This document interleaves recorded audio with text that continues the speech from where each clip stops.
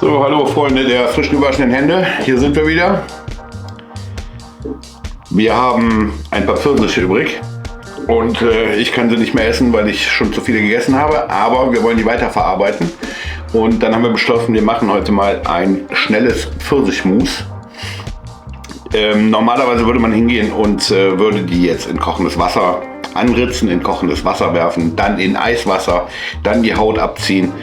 Ich habe einen Tipp, wie es etwas schneller geht. Ihr habt ein kleines bisschen mehr Verlust, aber es ist effektiv und geht schnell. Wir schälen jetzt die Pfirsiche mit einem Sparschäler. Ganz normal, wie man auch eine Kartoffel schälen würde. Das geht super.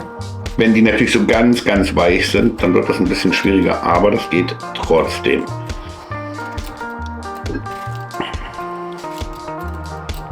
So, der ist schon geschält. Das machen wir mit allen 5 Stück.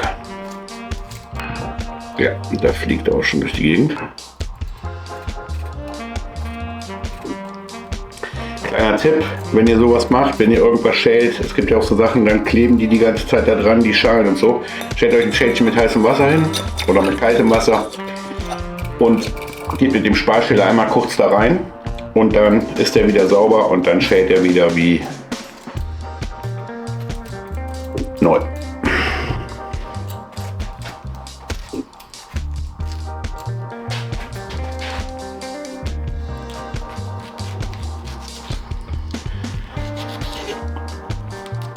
Der ist in der Mitte doch noch sehr hart, das müssen wir außenrum abschneiden.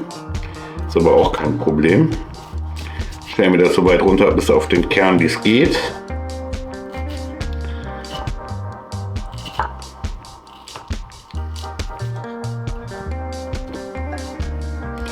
Machen wir das mit den anderen gleich genauso.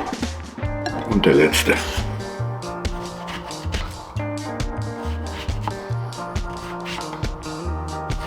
Das geht auch mit Plattpfirsichen. Die esse ich eigentlich noch lieber. Die kann man auch schälen und dann klein schneiden. Jetzt schneiden wir das Ganze noch ein bisschen kleiner. Das geht dann schneller, dass die gleich schmelzen im Topf. Einfach grob schneiden.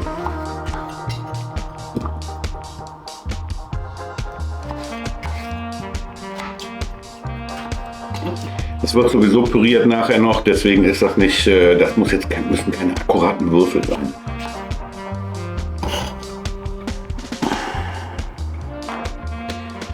So, und dann sehen wir uns gleich am Topf. So, wir haben jetzt mal den Topf heiß gemacht. Ich mache das jetzt auf meine spezielle Art und Weise. Ich mache jetzt ein bisschen Butter in den Topf, lasse die schmilzen mit ein bisschen braunem Zucker. Das sind ungefähr 10 Gramm. 10 Gramm Butter in den Topf, kurz anschmelzen lassen. Jetzt habe ich hier 2 Esslöffel braunen Zucker, die gebe ich direkt mit dazu.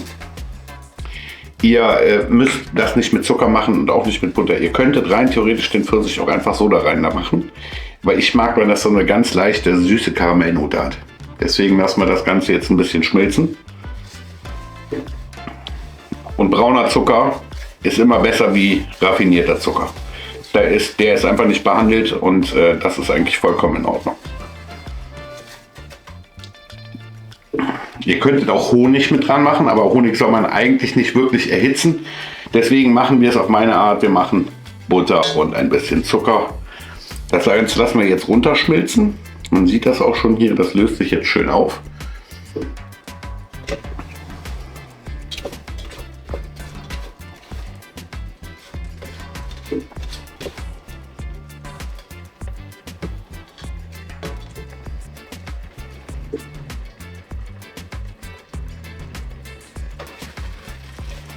Ihr könnt das so ein bisschen hin und her bewegen, dann geht es etwas schneller.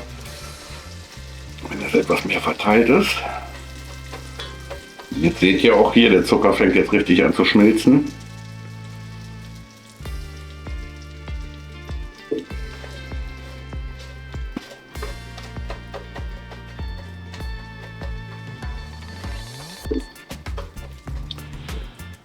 Das reicht mir für den Fall auch jetzt schon. Jetzt nehmen wir unsere Pfirsiche, die wir eben hier schön klein geschnitten haben,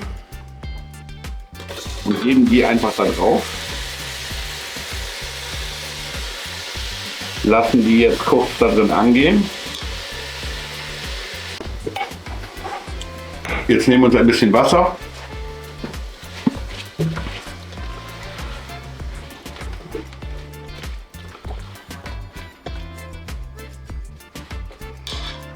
Dann geben wir das dazu. Wir nehmen ungefähr 100 Milliliter. Das sind jetzt hier im Glas sind ungefähr 250 Milliliter. Wir nehmen mal so, das sollte eigentlich reichen.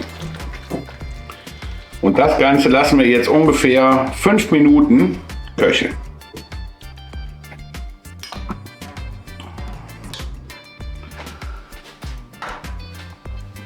Am besten Deckel drauf und wie gesagt ca. 5 Minuten kochen lassen. So, jetzt ist das Ganze hier schön am Kochen. Das dauert natürlich seine Zeit. Wenn schon mal irgendeiner von euch Apfelmus gemacht hat, der weiß, das dauert auch seine Zeit. Jetzt ist die Platte, die ich hier gerade habe, auch nicht die stärkste. Und die waren doch relativ hart, die Pfirsiche innen drin. Es dauert einfach seine Zeit. Lasst sie einfach runter reduzieren. Wenn ihr es verschnellern wollt, macht einen Deckel drauf. Aber lasst nachher trotzdem noch Flüssigkeit rauskochen, das heißt verdampfen. Wir lassen es weiter kochen. Ich denke 5 bis 10 Minuten werden die brauchen, okay? So, das hat jetzt ungefähr 15 Minuten gedauert, bis der Pfirsich soweit war. Das merkt ihr dann, wenn ihr hier durchdrückt und die sich wirklich ganz leicht zerdrücken lassen. Ich mag es auch, wenn er so ein bisschen stückig das Ganze noch ist. Deswegen setzen wir jetzt einmal kurz den Stabmixer an, und wir mixen es nicht ganz komplett klein. Machen das jetzt hier direkt in dem Topf. Lassen das hier so runterlaufen und dann zieht der Stabmixer sich sowieso eigentlich an.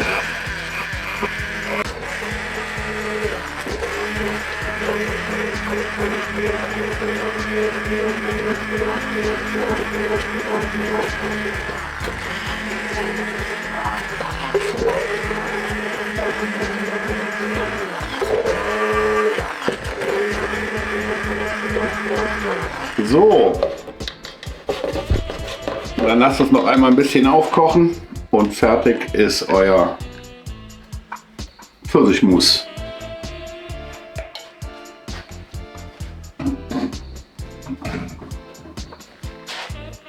Bis zum nächsten Mal.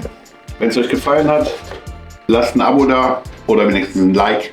Wir sehen uns wieder.